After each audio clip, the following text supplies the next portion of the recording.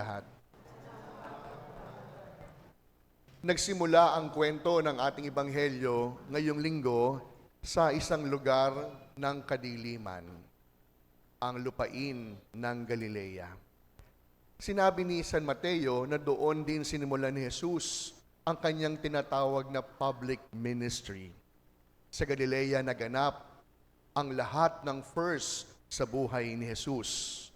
Unang pagpapagaling, unang pangangaral, unang pagpapakain. At ngayon, natunghayan natin, tinawag niya ang unang mga alagad na sa kanya'y susunod at magpapatuloy ng kanyang gawain.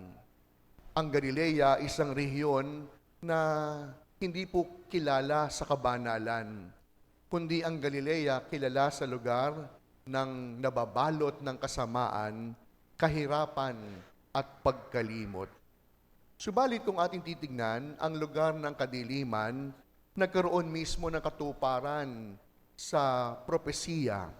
Ang sabi, ang bayang nasanay sa buhay kadiliman, nakakita ng isang liwanag. At naganap iyon sa buhay ni Jesus. Ang liwanag ni Jesus, pumawi sa dilim, na namamayani sa lupain ng Galilea. At ito ang siyang unang aral na dapat nating matutuhan. God will never wait for us to be perfect. Jesus will never wait for us to be holy in order for Him to share the light of salvation. Kahit kailan po, hindi sasabihin sa atin ng Diyos, pag mabait ka na, bibigay ko yung gusto mo. Kapag banal ka na, paghagalingin na kita. Hindi. Because God meets us where we are. At ito ang siyang magandang balita na dapat nating panghawakan. Hindi hihintay ng Diyos na magbago tayo upang siya'y makagawa ng milagro. Sabi nga ng isang kanta, hindi ka kailangang magbago upang ikaw ay ibigin ko. Marami po sa atin na nagsisimba sa mga oras na ito na may daladalang sariling kadiliman. Mga alalahanin sa pang-araw-araw na pamumuhay. Yung iba literal na pagod sa pagkatrabaho araw-araw. Dilim dahil sa problema sa tahanan. Dilim dahil problema sa kanilang sariling kalusugan. Dilim sapagkat hindi matagpuan ang direksyon ng kanilang buhay. Kaya kapatid, anumang dilim na ating pinagdaraanan, anumang dilim na iyong nararanasan, panghawakan natin ang paalala ng Ebanghelyo, dumarating si Jesus sa tunay na kalalagayan ng ating buhay. Hindi sa kung ano ang sana nais nating mangyari sa atin. Because God meets us where we are. Kung inaantok ka ngayon, dumarating ang Diyos. Kung hindi mo trip magsimba, darating pa rin si Jesus. Kung gumagawa ka ng masama, nandun ang Panginoon. Because God meets us where we are. He will never wait for us to live in His light in order for Him to share the light of His love. At pagkatapos ibahagi ni Jesus ang kanyang liwanag, sinundan niya ito ng isang paalala. Magsisi kayo sapagkat malapit na ang paghahari ng Diyos. Alam niyo kung ating titignan, itong pagsisising ito ay hindi lamang po yung pakiramdam ng isang nagkasala.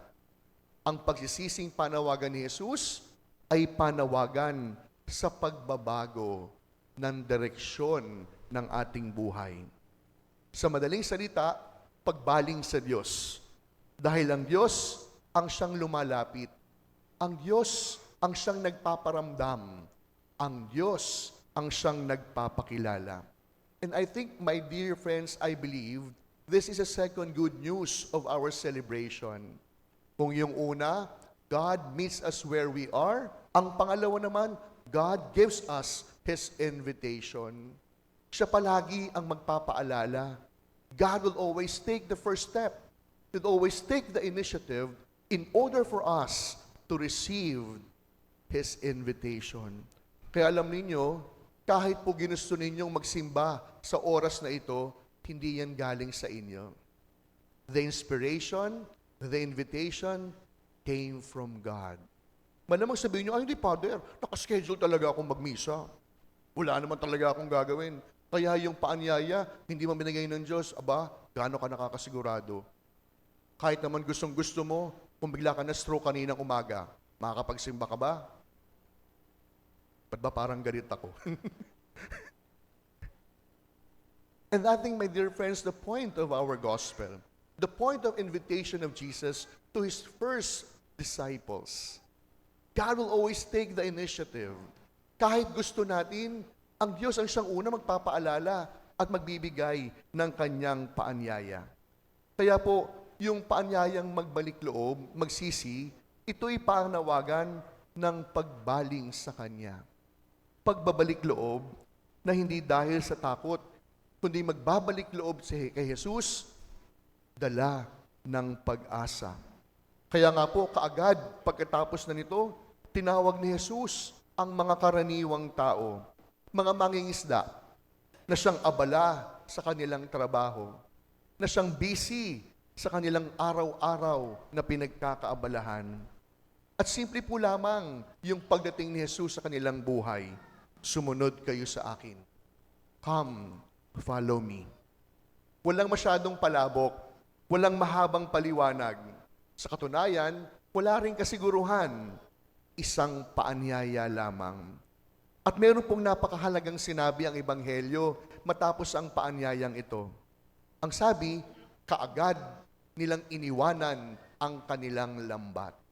You see, the operative word in that response is immediately, kaagad.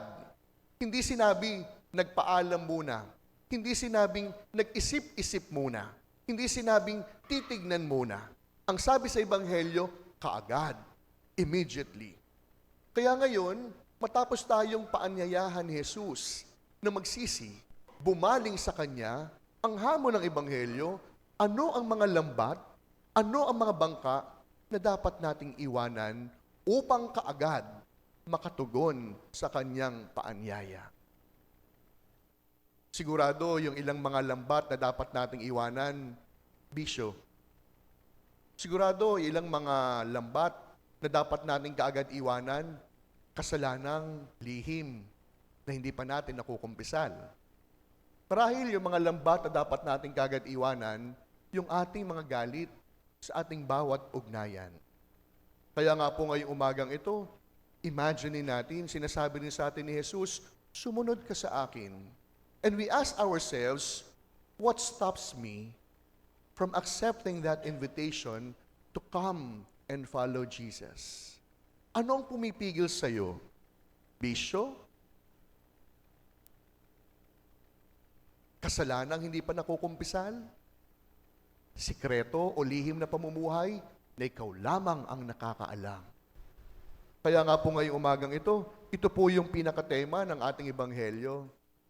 That God meets us where we are. He will never wait for us to change our lives in order for Him to spread the light of His love. Hindi sasabihin sa akin kapag nagbago ka na, sige, darating ako sa buhay mo. Kapag binago mo na ito sa bahagi ng buhay mo, sige, mamahalin na kita. Hindi. God meets us where we are. Kung nasaan tayo, kung ano tayo, dumarating si Jesus. At sa kanyang bawat pagdating, dala-dala palagi yung kanyang paanyayang, sumunod ka sa akin. Ang pagsunod na iyon ay isang mahirap na pagsunod. Bakit? Because discipleship is such too costly. It is just too costly. It is not cheap.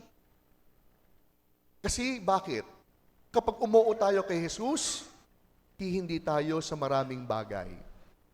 Kapag umuo tayo sa kanyang paanyaya, hindi tayo sa kasalanan. Hindi kasi po pwedeng, Lord, sige po, susundan kita, pero pwede bang may kabit muna ako? Lord, sige po, susundan kita, pero pwede bang nangungupit muna ako?